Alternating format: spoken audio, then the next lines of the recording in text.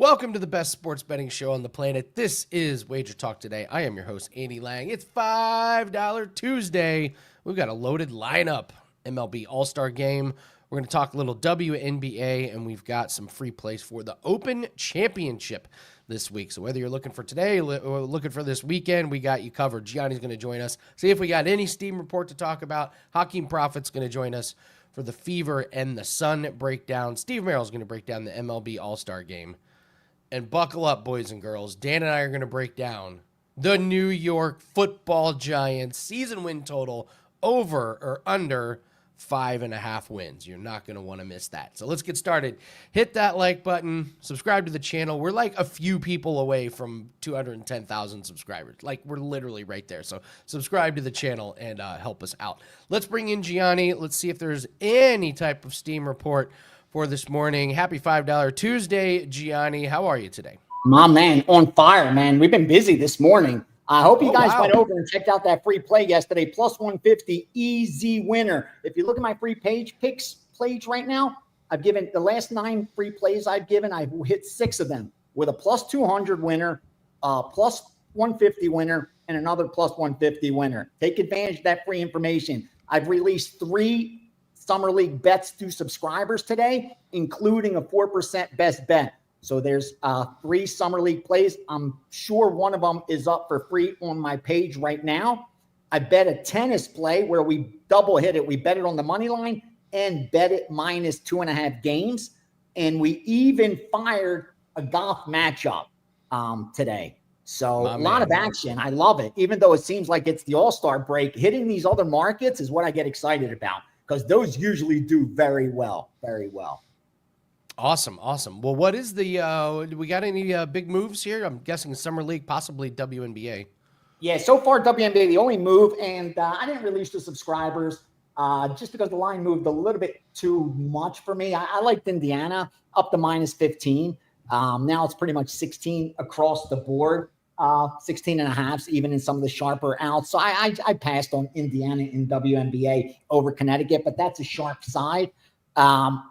In Summer League, Philadelphia at plus 4 all the way down to plus 3. That took a lot of sharp money. And I'll go ahead and give you Oklahoma City under as well. My subscribers got down at under 179 and 178. It's now probably below that. So up to you on your risk tolerance. But there's another free one for you under in the Oklahoma City and Orlando. And only one bet I have for the All-Star Game so far. That's up for $5. It's available for you guys. And if anything else comes in, like a prop or something, I'm just going to add it there for free in that All-Star Game pick pass that's up for you. So hopefully we can keep doing some damage, baby. All right. Did you watch the home run derby last night, Gianni? No, I didn't get a chance. Was it good? Well, the highlight was, you know how they put kids in the outfield to catch the balls? Yeah. And a kid robbed a home run. It was an amazing catch. Like, dude went over the wall and caught it in the That's awesome. The batter was mad, so they ruled it a home run. I love it. I love it. Like, people were mad, and it was like, you're telling me you put a kid with a glove out in the outfield in a home run derby, and he's not going to go for the catch of his life? Yeah, he's taking that one down. Can't blame him. It was the best. The big fade of the night was Jazz Chisholm. His stepdad was throwing him pitches, and it was pretty laughable. So yeah, it was entertaining. It was a good event. I think they did pretty good. So we got golf, we got tennis, we got a lot of stuff going on this week. Someone wanted me to ask you right after you left yesterday, when you're referring to off screen and on screen markets. Can you just explain what you mean when you say that? Yeah, on screen are those books that are readily available to anyone. Pretty much, the DraftKings, the FanDuels, the MGMs, the Caesars, the books that are on the screen when you log into any odds screen or free odds page. Just go over to WagerTalk. You'll see what I'm talking about. Off screen are those books that more or less are bookies. A lot of times they're skins of those bigger books, just with a different name. but it all goes to the same place. But you're dealing more with bookmakers than with companies. 90+% is all credit, where you don't have to post up, which is how most of the betting syndicates work. Like, they're not going to tie up that kind of money in non-interest bearing accounts. You got to remember, if you're moving on a Saturday college football, there's been times I bet 70 bets for them. Sides, totals, first half, second halves. So on a Saturday of 70 bets, and let's say your average bet is $3,000 a bet, you're betting $250,000, $2 million, whatever the hell you're betting. You can't leave that sitting in a non-interest bearing account. What are you going to have 10 accounts for, $20 million laying out there, not getting you interest? Nobody with that kind of money is going to be foolish enough to do that. So you work with credit outs, and those primarily are off screen. Now, there are on-screen outs that do extend credit to guys that have established that kind of relationship. But for the most part, credit comes from bookies, from that local pizza shop, the guy that's the bookmaker in the neighborhood. So those are the off-screen outs, and those are usually what gets bet, the sharpest stuff, because it doesn't make it on the screen. See, the problem is, like right now, I have a Pinnacle account. I just have to log into my VPN. I log into Pinnacle and even a skin of Pinnacle that I have, and I could place a bet. The problem is my account's labeled as sharp. So as soon as I bet, even a small bet, a $300 MMA bet, they're going to move the line. When Pinnacle moves the line, any book that is looking at the odds screen is going to move the line with Pinnacle so that they don't get hit at that weaker number. All on screen, that's what happens over and over and over again. So the goal of the betting syndicate is to get as much money down as possible. To do that, you want to go off screen first so that no one's able to just copy and paste that line where they're moving it without having booked the bet. So that's the difference between on screen and off screen. A lot of times that's where the disconnect comes on social media, where you see guys are like, oh, that's steam. Team A got steamed all the way up to, -5 from -3. But then I'm looking in the account, and all I'm seeing off screen is they're not betting Team A. They're actually taking Team B at +5 off screen. So that's where you see a lot of the manipulation with on screen and off screen. If you can move the line on screen, then you're getting a better number to bury bookies with off screen. So that's pretty much how that works. Love it. Love it. It's $5 Tuesday. What do you have up for clients at WagerTalk? Yeah, we got that All-Star Game. Like I said, Indiana, the line moved. I was going to use Indiana coming off a 4% winner in WNBA, but we don't take bad numbers. Got to bet from a position of strength. So instead, I went with the All-Star bet, which we already put in yesterday. And like I said, any props get added, anything else gets added, I will add it to that $5 package. Right now, there is a bet in there. I also have my UFC 318 package with a 5% as well. And subscribers should have golf play, tennis plays, and summer league plays as well today. So we got action. I love it. I love it. Real quick before I let you go, we're not financial advisors, but I just want to get your take on Bitcoin and that gigantic, huge move, and now a little bit of a pullback on Bitcoin. So nothing goes up in a straight line. We know that. The one thing you don't want to do is be the guy buying at the top. And I think that's where most retail investors make the mistake. They FOMO in. And then what happens is when it's just like betting sports, if you take a bad number, you put yourself in a tough position. Like you see Bitcoin going up and it was sitting around that, 110 range. All of a sudden it shoots to 117, 118, 119, 120. You're like, oh my God, everyone on social media is saying this is going to $250,000 by the end of the year. I better buy now. So you go in, you buy at 120. Now you wake up the next morning, it's down to 118, 117, 115. You got decisions to make. What happens when it drops down to 105, 100? Now you're down, 20% on your money, 20+% on your money. You got decisions to make. But if you are buying near bottoms, you don't have that problem. If your average buy on Bitcoin is even at 80,000, 90,000, which you had all of the fall and all of the spring to buy below 100,000, then you're not sweating now. Big deal. All you did is lose some of your paper gains that were just on paper anyway. You didn't really lose money out of your pocket because you had no intentions of selling anyway. So you don't want to be buying these tops, man. You got to slow it down, especially when you see where the dominance level is. Again, I'm pro crypto. I've always been pro crypto for a very long time, but these things take time. We have to still see how is it going to respond if there's a recession. How is it going to prove to be a hedge, an inflation hedge, or is it just going to prove to be another ETF, another technology stock? So again, I'm high on crypto, but you got to slow your roll. You don't want to be more than, again, if you're young, maybe have 25% of your portfolio in crypto. If you're older like myself, you don't want to be more than 10% in crypto. Again, I love what it's doing. I don't think you're too late, but you have to have at least a 5 to 10 year outlook. If you don't have a 5 to 10 year outlook, then you're a trader. And if you're a trader, this isn't the time to be trading Bitcoin. You probably want to be shorting Bitcoin after it reached that new all-time high. Well, I had to laugh. One of my books that is all crypto, Gianni, I made a withdrawal 10 days ago and they held it. And of course, guess when they released it, when Bitcoin of course when it hit 121. Of course. Yeah, thanks a lot. They did that on purpose. Just tuck it away. Just tuck it away.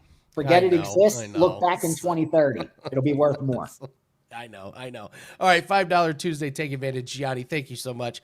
Happy Tuesday. Let's continue the big week. So, what are the best sites to pay for in terms of real-time live movement? Odds Logic. That's the big standard right now. Odds Logic. Go check that out. You can use the WagerTalk live odds page, but for the best and like the most books, it's got everything. Use Odds Logic. I had a Kaniska, when is Skee coming on? The answer is when he logs on, when he logs in. That's literally what I was going to type, Andy. I was literally going to say whenever Skee logs on, it's me and Andy until somebody else logs on. So absolutely. To be fair, Andy, the two people. Oh, sorry about that. So the two people that we have on today are Skee and Steve Merril. So yes. we could never know when these two would log on. So we'll see Skee when we see him, and Steve will see him 10 minutes after we expect to see him. So yes, we got a special all around the world segment. It's all 3 plays for the Open Championship. We'll do that, but it is $5 Tuesday. Every capper has a play up for just $5. Grab as many as you want. There's no limits. My personal 5% play, locked and loaded for the Open Championship, and I love it. Never had a losing season in golf. Grab that $5 play for the Open Championship and grab as many as you want. Don't miss this chance to stack your betting lineup with today's plays, tonight's plays, this weekend. $5 Tuesday is live. We want you to get as many as possible, but we want you to bet responsibly. So get in, cash out.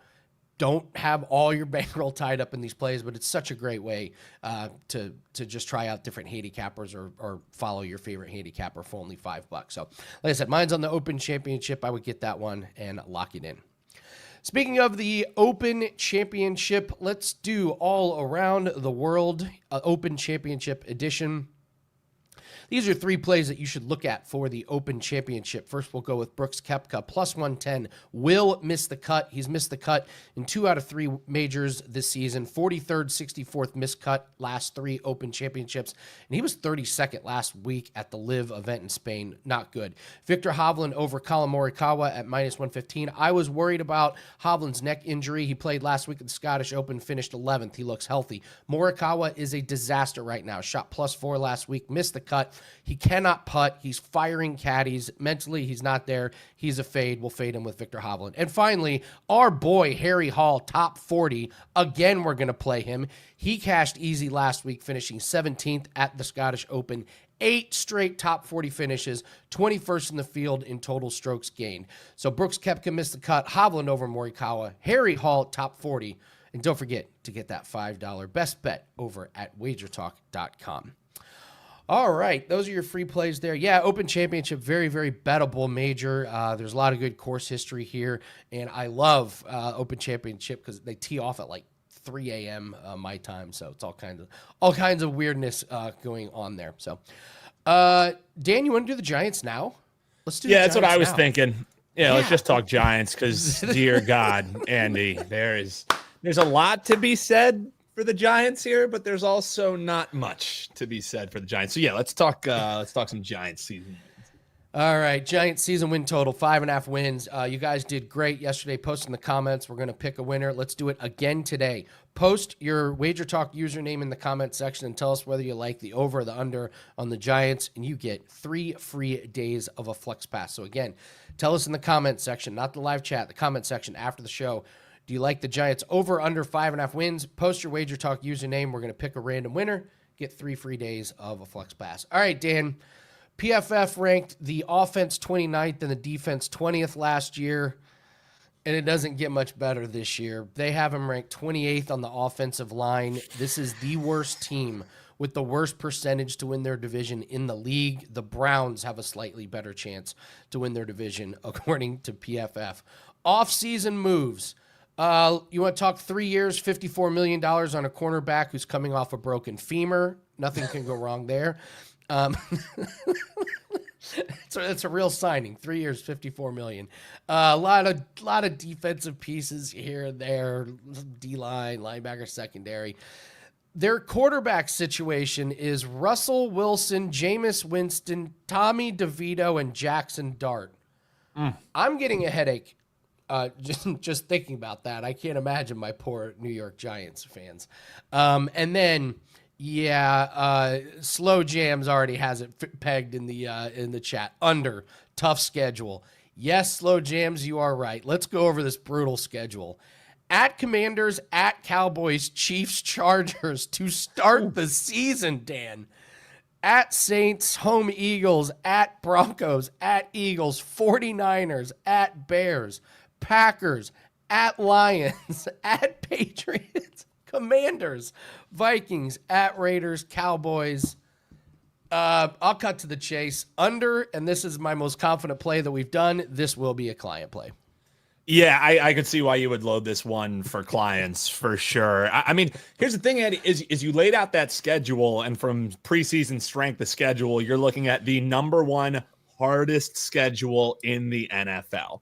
So, this would be a tough schedule for the Chiefs. This would be a tough schedule for the Bills. You know what I mean? And it's a team who last year they go 0-6 in division. Our friend Sean Michael, he always likes to, chirp us when we have bad takes.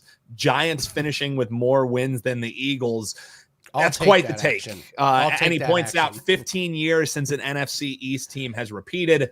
You got to update your stats there, Sean. It's been 2 decades since the Eagles did it in 2004. No team has won the NFC East since the Eagles did it in back-to-back years when they were dominating the NFC East there. So, hey, if you're going to come at the king, you best not miss there, Sean. But I'm with you here, Andy, and that's that. 3-14 last year with these quarterbacks. Honestly, my favorite out of the lot is Jameis Winston. You're going to throw interceptions, but he's going to be the guy who at least gives you the best chance to win simply because he'll be fearless. Russell Wilson, you saw, did he add much to the Steelers last year? There were those couple games where it was, oh my God, look at how much better the offense is. And then Father Time continues catching up with Russell Wilson. So, yes, things were addressed in the offseason. For what it's worth, too, we always like continuity going year by year. But, Andy, for me, the number one thing is that the Giants, they just are facing off against such a tough schedule, and I don't see much to be excited about for this team. So, sure, the continuity's there. Dable, you got to start feeling like that seat's starting to get a little bit of hot. So does pressure make diamonds, or does pressure end up with maybe some PP down the leg of the Giants? I'm not sure where it'll be, but I know they won't have as many wins as the Philadelphia Eagles. And I don't know if they get to 6 wins, Andy. I'm with you. Give me the under on the New York Football Giants. Yeah, easiest handicap. I mean, this is so everything. It checks every box. I generally only play unders on season wins and on player props because any injury takes you out of it. So I'm always looking for an under, and this is just the perfect one. So Giants, easy under for myself and Dan. Even though I wore the Giants colors. Do you like how I've been theming my hats with the teams we've been talking about? I don't know if you picked up on it. With the Giants colors. Under for me as well, Andy. All right. Post in the comments section after the show. Do you like the Giants over under? Put your WagerTalk username, and we'll pick someone to win 3 free days for a Flex Pass. Don't forget to hit the like button, guys. Almost to 210,000 subscribers. Subscribe to the channel so you can see breakdown videos from people like Steve Merril. Let's bring on Steve Merril, and we're going to talk MLB All-Star Game. Steve, did you watch the Home Run Derby last night? It's funny. I remembered it was on. I didn't have anything the last couple of years. They've been they keep changing the format, so I really don't handicap it like I used to. And did mean to turn it on, then turned it on late, and then saw the whole replay. And I was thinking, this is the way to go. Just watch the recap on like Sports Center for 5 minutes. But that was really cool to see the Raleigh triple play battery connection. And I meant to look this up, Andy. What is the background of the father? I mean, he was zipping those things in there pretty damn good. He's obviously been a coach or something at some point, if it's still not. They said he'd been pitching to him since he was 9. So, like, that was a real thing. I faded Jazz Chisholm. My buddy found a quote where he said he was just going to go out there and have fun. And he's like, it's going to be fun. I brought my stepfather on to pitch. And I was like, all right, I'm all in on the under. That's good info. And it wasn't even close. To go. It was 17.5. I think he had like 5 or 6. I thought they did a good job with it. I thought it flowed nice. I thought the timing of it was pretty good. I do kind of like this format. I like how in the first round, you can't take pitches in the first part of it. You only get a certain amount of pitches in this time. So I think they've done a really, really good job with it. Yeah, I'll tell you what I didn't like, Andy, were the damn jerseys. Those were horrendous. In fact, when I was watching the recap, I honestly thought this until I saw the other hitters hit. I thought it said Cal, which was even worse. I thought they put their damn names on the jersey because I saw the post-game interview. He's turned. I see the AL. And my first reaction was like, that is awful. They put Cal, they're putting first names. And then I realized it was NLAL, which was even worse because it looked like the old, which I love the Montreal Expo logo, but it looked like a bastardized version of the ME from the, but cool information tonight. Since 2019, it's the first time they're going to apparently be wearing their team uniforms, which I love because I grew up watching the All-Star Game in the 80s and the 90s. I used to keep score, which is a lost art. I would sit there, it's on network TV, backing it up, replay to catch up. And I used to love to see all the different uniforms out there. They're apparently going to wear an all-star hat. I wish they would just wear their team hats. But I love that they're going back to the uniforms. I thought that was one of the worst decisions in the history of sports to make them wear like all-star uniforms with a little logo. So good news. They won't be as bad as last night's uniforms. Well, let's talk this MLB All-Star Game out. Looking at the numbers, I believe the National League is a very slight favorite. Looks like the over-under is 7. How do you go about breaking down the All-Star Game? There's a lot of randomness here. The one thing, though, is as random as it seems to be over the years, it amazes me, Andy, how trendy it's been for decades. We saw that National League run really started in the early 70s and went through pretty much till the mid 80s, in which they just went on a monster tear. In fact, if you look back, I believe it was actually in the 60s and 70s, the National League just dominated. And then we saw the American League dominance right after that in the early 2000s, especially. And the American League's been dominating again. I'll count it right here. I've got the results: 6, 7, 8, 9, 10 of the last 11.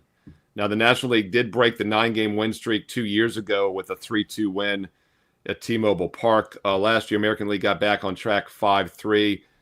Look, the total's set at 7. It's a really low total, but for good reason. These have been very pitcher-friendly games here over the past decade or so. And in fact, if you take out the bastardized steroid home run era of the late 90s, early 2000s, we really have seen, in the most part for 2 decades now, low-scoring all-star games. And to get to 8 or 9 runs has been unusual. In fact, last year, the 8 runs was unusual. There was exactly 3-2 finals each of the years before that. 7 runs the 2 years before that. They did have a high-scoring game in 2018, went to extra innings. But even in 2017, the extra inning game had only 3 runs, 6 runs before that. So single-digit runs is the norm. Obviously, to win this, you got to get to 6 or less. Not a lot of value left here. Maybe we look at the first 5 inning under 3.5, and that would probably be my preferred play on the total. Skeens and Skubal have been the 2 best pitchers in baseball. We don't always get the best pitchers starting due to the rotations, who's available. We have the case this year where we have the 2 most dominant pitchers in baseball, and Skubal's coming off actually a bad effort last week against the Mariners. So we don't say this often, but it's a bounce-back spot for the best pitcher in baseball tonight as well. So I look for the first inning, scoreless first innings. You can play maybe no-run first inning, first 5 inning under 3.5.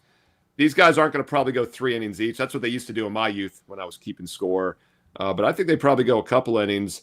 And then there's so many good relief pitchers. And yes, the National League and American Leagues play each other every year now. But I don't think that both the two lineups are going to be too familiar with Scuba, especially Skeens, who's only been in the league for a couple years. I look for a low-scoring start to this game. Low-scoring game overall, but especially the first inning, no run, and first 5 inning under 3.5 would probably be my preferred way to attack it. Love it. Love it. It's $5 Tuesday. Do you have your prop? I'm actually going to have my first football play of the season loaded. We're going to get that up right after the show for $5 Tuesday. And I believe we can keep it up for a while, but I recommend getting in now because I do think the lines will move. And this is a play I like a lot. So once again, haven't talked a lot of football. We've talked a little football, haven't posted any football, but I will be releasing my first football selection for this upcoming season as the $5 Tuesday special. So that's an instant 80% discount. But more importantly, Andy, a couple of great special offers on the page right now. The rest of the baseball season for less than $3.50 a day. We put that up last week. It is good through the All-Star break this week.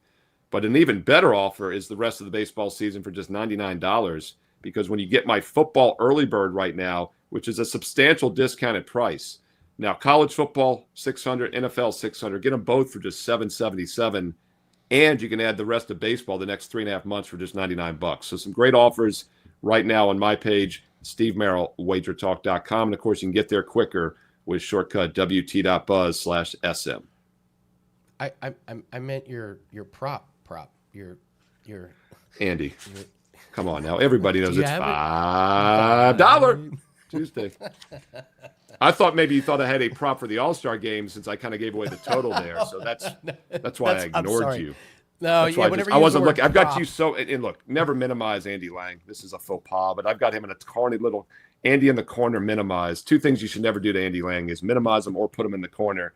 And I did both. So I've got my big screen. I was looking over. I got Wikipedia open, high-level database for the All-Star game here, my Wikipedia history. And that's what I was looking at here for the past games. It's interesting, Andy. You're the prop master, and I'd be curious to get your take on this. I don't find as much value. I used to love the NFL Pro Bowl back 20 years ago in the 2000s. I had plays on that all the time. We get Peyton Manning at quarterback, find some real edges. The NBA All-Star Game had strong best bets on that for a decade straight. The Rising Stars game, we played sophomores over rookies for a few years till they caught on to that. But obviously the NFL Pro Bowl is gone. NBA All-Star Game, I think, is pretty much impossible nowadays. Major League Baseball is the last true game. And when they gave, some home field advantage for the winner of the All-Star Game for the World Series, maybe gave you some relevance. But I feel like this is the one game where you kind of get a little bit of a handicap edge still. Do you find value in any of these anymore? NBA All-Star Game, you bet Luka and Joker under their points. They don't care. They're open, but they don't care. They play a few minutes here or there, so you take them under their points as long as you get a good total. The heavy-set guys you play under in the NBA All-Star Game is what you're saying. The heavy-set foreigners. That makes a lot of sense. Yeah. They're pretty open about it. So, I mean, I think Joker was the last pick. It's like the best player in the league. He's the last reigning pick. MVP is the last pick. Yes. So, no, I won't bet on the MLB All-Star Game. I don't know how they're going to play. I don't know how long they're going to play.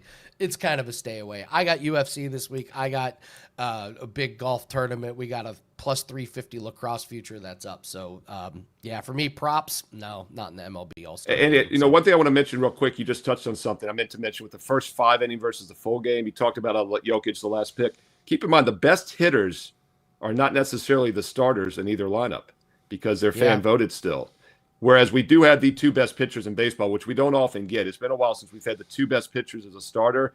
You don't necessarily have the best hitters for each team coming up the first few innings for that reason. So that was another reason I was leaning towards the first 5 under maybe instead of the full game. Okay. I love it. All right, Steve Merril, get that $5 play. It's damn near football season, Steve. It is damn near. I mean, you can buy a coffee and a half right now, or you could have a football wager locked in for the next several months. Or 2 disgusting coffees. Sip on that every day. Route. Get 2 disgusting. Thank you, Steve. Thanks, Andy. Enjoy the game. Enjoy the game tonight, and can't wait to talk to you again later. All right. Skee must be having some internet problems. We're going to do the Fever and the Sun. I got a couple tidbits on this game. I do want to mention, and Dan, I don't know. Dan, have you ever done a fast before? Yeah. Yep, I have. That's actually when Andy, full disclosure, when I used to play offensive line back in the day and defensive line, I was a bigger boy. I was around 310. This blows my mind that you were 300 plus pounds. Yeah, around like 300, around 300 pounds. So, so my big transition, I was like, dude, if I don't see results immediately, I'm not going to be able to diet and lose this weight. So that was my big thing. I did fasting and I did, working out, and pairing those two together. So you're not working out when you're during the fast. So you're just, killing yourself. But yeah, I'm a huge proponent of doing fasting. I think it's great for your heart. It's great for, a lot of different benefits for your body. And if you're looking to lose weight, really, like everyone asks, like, what's the secret to dieting? Like, really, number one is eat less. Eat less. You know what I mean? Like, that's number one. And portion control is always my problem. So when you fast, it allows you to maybe gorge yourself a little bit more when you're breaking the fast. So I'm a huge fan of it. Why do you ask, Bill? Because a week from today, we're going to do a fast. I'm going to do fast. I mentioned this on the UFC show, and I was stunned. A lot of people said a lot of people said, oh, I haven't done one, or yeah, I'd love to do one. So a week from today, we're going to do one. Gianni Detroit is going to do it. I've already talked to him. If you want to do one with me, if you're out there, if you've never done one, we invite you to try it. Check with your doctor. If it's right for you, Google it, look for it, but you can get ready. I want to do 2 days minimum. I'll shoot for 3. I've done a 3-day before, but I would say if you've just never not done eating one, at all. Yeah. Water, black coffee, tea, and electrolytes. This is the key. I don't know if I can go 2 days without eating. The electrolytes are the keys. Get electrolyte I'll cheer you on, Andy. Tablets. Okay. All right. So, yeah. So if you've never done one and want to try it, I recommend it. Try it for a day. Try and do 24 hours. You'll be amazed at how good you actually feel for it. So, all right, Dan, let's do Fever and the Sun here. We got. Yeah, Gianni went over this line move. It's just blasted way past this 15 number. So the Fever and the Sun, we got a 16-point favorite, which is just crazy. But the Connecticut Sun are truly terrible. They have 3 wins this season. Believe it or not, one of them is against this Indiana Fever team. Over under sits at 165.5. I do have some good props for you in this game. I'll start with Caitlin Clark over her assists and under her made 3-pointers. She is still hurt. She is not 100%. You can just watch her laboring. Her shots are coming up short. They're not accurate. They still have her 3-point number at 2.5. I would play the under. She's gone 6 games in a row with 2 or fewer made threes. And what's happening is now she's passing the ball a lot. They have her assist number at 8.5. She's had 13 and 9 the last 2 games, and that's 5 out of the last 6 games that she's gone over her assists. So Caitlin Clark under threes over assists. I'd look at Aaliyah Boston over her points. As for the game, there's not much you can do with a 16-point favorite. I would take a look at this over on the total here. The Indiana Fever have been in some shootouts the last 2 games. 102-83 in their last game against Dallas, 99-82 in their last game against Atlanta. And Connecticut Sun, their offense kind of came alive against the Los Angeles Sparks on Sunday. They scored 88 points, but they also gave up 92. They've been in some big shootouts. So I'm looking for a big game from the offenses tonight. So I would look at the over 165.5. But again, I like the player props a little bit better. Caitlin Clark over assist is probably my favorite. Sprinkle on the under, sprinkle on Boston over points, and then we'll take a look at the over. So that's your breakdown on the Fever and the Sun. That's going to do it for us for a $5 Tuesday episode of Wager Talk Today. Thank you so much for joining us. Again, post in the comments section your opinion on the Giants over or under 5.5. Dan, I'm going to go out on a limb and say we're going to have a lot of unders in the comments. Except section. Sean. Except our friend Sean. He's the only one. Go over. But I'm guessing under is going to appear quite a bit in the comments section. But don't forget to post that and your Wager Talk username. We'll give you 3 days worth of flex passes. So take advantage of $5 Tuesday. My Open Championship best bet is up. Never had a losing season in golf since joining Wager Talk, and looking forward to a big week. Thank you so much for joining us. Make sure you bet responsibly. Good luck on your plays tonight, and we'll see everyone tomorrow. Take care.